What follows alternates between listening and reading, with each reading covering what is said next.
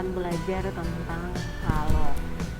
Nah, materi kalor ini akan kalian pelajari juga nantinya di SMA kelas 10, kelas 12. Namun, kalor ini juga nanti akan banyak dihubungkan dengan materi-materi lainnya di fisika di pelajaran SMA. Jadi, untuk dasar dari SMD, Ibu harap kalian dapat memperhatikan dengan baik sehingga kalor adalah salah satu bentuk energi yang bisa berpindah dari benda dengan suhu yang lebih tinggi ke benda yang bersuhu lebih rendah jika keduanya dipertemukan atau bersentuhan. Nah, di sini yang perlu kita garis bawahi, kalor itu bisa berpindah dari suhu yang lebih tinggi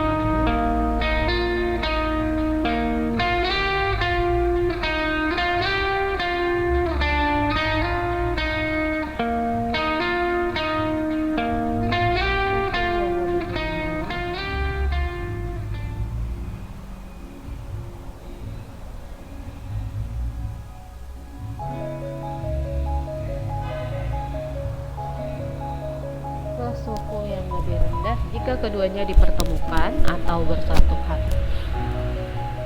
Kemudian, satuan dalam kalor ada 3. Yang pertama menurut SI atau meter kilogram sekon, satuan kalor adalah joule, disimbolkan dengan J besar. Sedangkan menurut CGS yaitu centimeter gram sekon, satuan kalor adalah ERG. Dan untuk beberapa jenis makanan menggunakan satuan kalori. Jadi ada 3 ya. Yang pertama joule, yang kedua ERG, yang ketiga adalah kalori. Dapat dihitung bahwa 1 kalori adalah jumlah energi panas yang diperlukan untuk menaikkan 1 gram air hangat sampai naik menjadi 1 derajat Celcius. Dan dapat kita katakan untuk konversi 1 kalori itu setara dengan 4,184 joule atau biasa dibulatkan menjadi 4,2 joule, dan 1 joule itu setara dengan 0,24 kalori. Ya, Ibu jelaskan lagi ya. 1 kalori itu setara dengan 4,184 atau 4,2 joule. Dan 1 joule itu sama dengan 0,24 kalori. Angkanya saja yang dibalik. Lanjutkan ke materi berikutnya. Kalor itu secara alami akan berpindah dari benda yang bersuhu tinggi ke benda yang bersuhu lebih rendah, sehingga cenderung menyamakan suhu kedua benda jika saling bertemu atau bersentuhan. Ya, pada tingkat yang lebih lanjut nanti ini akan kalian pelajari sebagai materi asas Black. Nah, jika suhu suatu benda itu tinggi, maka kalor yang dikandungnya pun sangat besar. Suhu tinggi, kalor besar. Sebaliknya, jika suhu suatu benda rendah, maka kalornya pun sedikit. Suhunya tinggi, kalornya besar. Sedangkan suhunya rendah, kalornya sedikit. Nah, dapat kita simpulkan bahwa besar kecilnya kalor itu dapat disesuaikan dengan 3 faktor. Apa saja? Yang pertama adalah massa zat, yang kedua jenis zat, sering juga disebutkan dengan kalor jenis, dan yang ketiga perubahan suhu. Ibu ulangi, kalor itu ditentukan oleh 3 faktor.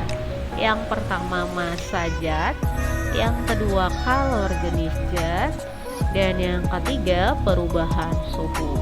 Bagaimana kira-kira rumusnya? Di sini kita akan memperhatikan rumus dari kalor, gitu ya.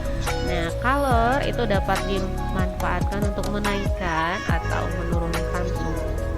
Jadi, semakin besar kenaikan suhu, kalor yang diterima pun semakin banyak. Sebaliknya, apabila kenaikan suhu lebih kecil, maka kalornya juga sedikit. Kalau diperhatikan ya, kenaikan suhu besar, kalornya banyak. Kenaikan suhu kecil, kalornya juga sedikit. Itu artinya hubungan kalor nanti akan disimbolkan dengan Q akan berbanding lurus atau sebanding dengan kenaikan suhu. Kenaikan suhu, kalau suhu biasa disimbolkan dengan T besar. Kenaikan itu disimbolkan dengan delta. Jadi yang segitiga di sini dibaca nanti dengan delta ya. Ya, kemudian masanya dan kalor jenis itu dianggap tetap.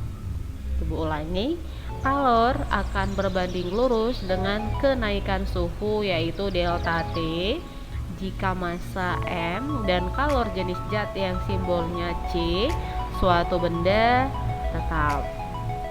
Ya, kita lanjutkan. Inilah formula atau rumus dari kalor dan kalor jenis. C kecil itu adalah kalor jenis, satuannya nanti joule, kilogram, derajat Celcius. Sedangkan Q itu adalah kalor yang satuannya joule, M itu adalah massa benda, satuan dalam kilogram, dan delta T itu adalah perubahan suhu dalam satuan derajat Celcius. Boleh dibuatkan rumus dari kalor sendiri adalah M dikali C dikali delta T. Nah, jadi ada dua rumus di sini ya. Yang pertama, kalor jenis atau C itu sama dengan kalor Q dibagi massa dikali perubahan suhu. Boleh juga dibuatkan untuk rumus kalor Q itu sama dengan massa atau M dikali kalor jenis atau C dikali perubahan suhu atau delta T. Sering nanti disimbolkan dengan macat gitu ya. Q sama dengan macat, berarti M dikali C dikali delta T. Itulah rumus dari kalor itu sendiri. Ya, kita akan masuk ke contoh soal. Di sini ada 3 contoh soal, kita bahas bersama-sama. Untuk soal nomor 1, air sebanyak 3 kg dengan suhu 10 derajat Celcius dipanaskan hingga mempunyai suhu 35 derajat Celcius. Jika kalor jenis air 4,2 Joule per kilogram derajat Celcius, maka tentukan berapa kalor yang diserap air tersebut. Nah, ini soal kita yang pertama. Untuk soal yang kedua, air sebanyak 100 gram. Bedakan dengan soal nomor 1 ya. Kalau soal nomor 1 3 kg, kalau soal nomor 2 100 gram. Dan memiliki temperatur atau suhu 25 derajat Celcius, dipanaskan dengan energi sebesar 1000 kalori. Jika kalor jenis air 1 kalori per gram derajat Celcius, tentukan temperatur air sesudah pemanasan tersebut. Nah, di sini boleh kita bedakan soal antara nomor 1 nomor 2. Kalau nomor 1 masanya itu 3 kg, nomor 2 masanya adalah 100 gram. Untuk nomor 1 suhunya 10 derajat Celcius, nomor 2 suhunya 25 derajat Celcius. Nah, untuk nomor 1 kalor jenis air 4,2, sedangkan nomor 2 itu kalor jenis air 1 kalori per gram derajat Celcius. Jadi berbeda ya. Nanti akan kita lihat dalam penyelesaiannya. Sedangkan soal nomor 3, sepotong tembaga masanya 5 kg dengan suhu 20 derajat Celcius. Jika kalor jenis tembaga 390 Joule per kilogram derajat Celcius, berapa kalor yang diperlukan untuk memanaskan tembaga agar suhu tembaga menjadi 100 derajat Celcius? Bisa kita lihat massa 5 kg, suhunya 20 derajat Celcius. Jika kalor jenis tembaga 390 Joule per kilogram derajat Celcius, kalor yang diperlukan untuk memanaskan agar suhu tembaga menjadi 100 derajat Celcius. Ya, kita bahas bersama-sama, diperhatikan ya nak agar lebih mengerti.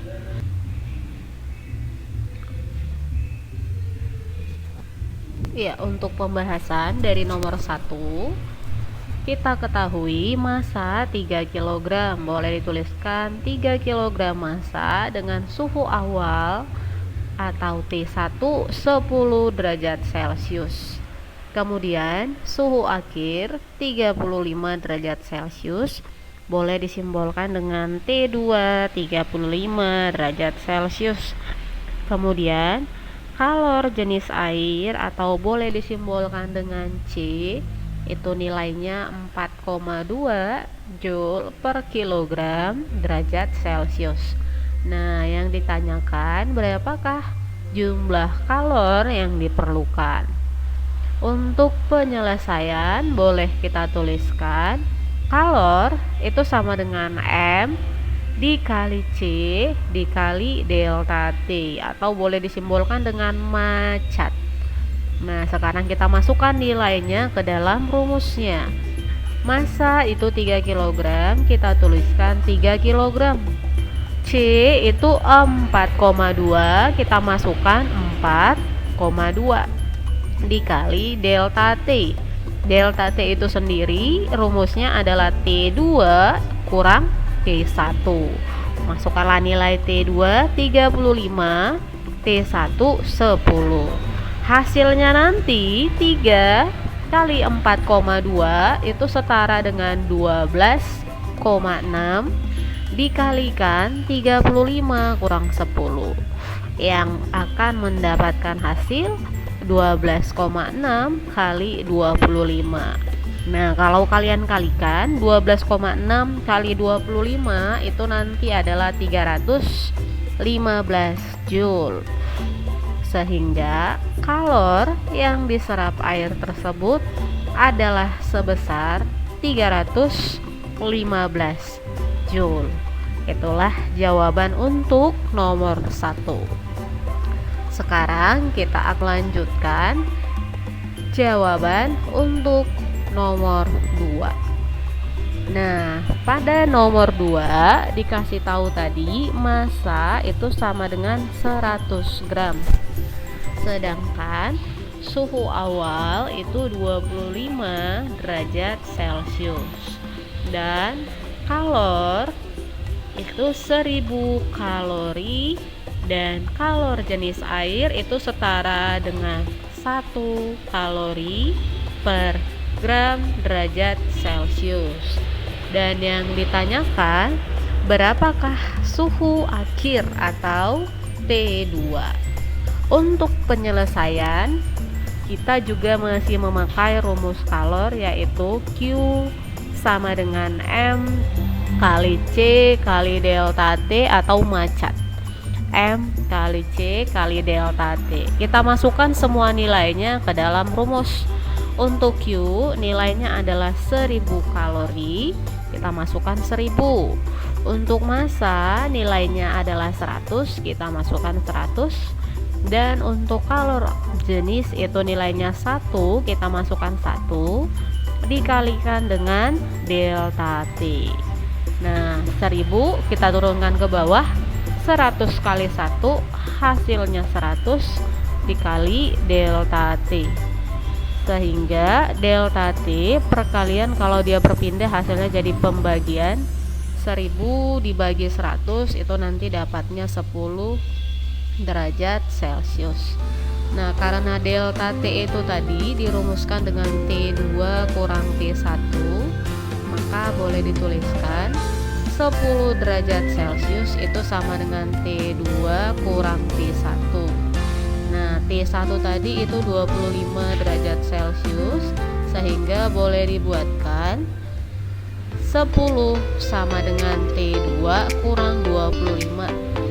Kurang 25 apabila berpindah posisi itu jadi tambah 25, sehingga T2 itu sama dengan 10 tambah 25, hasilnya adalah 35 derajat Celcius. Jadi temperatur air atau suhu air sesudah pemanasan tersebut adalah sebesar 35 derajat Celcius. Demikianlah pembahasan soal untuk nomor 2.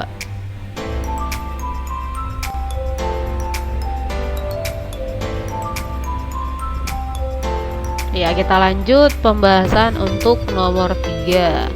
Pada nomor 3 dikatakan tadi tembaga dengan massa 5 kg, suhu awal 20 derajat Celcius dan suhu akhir 100 derajat Celcius.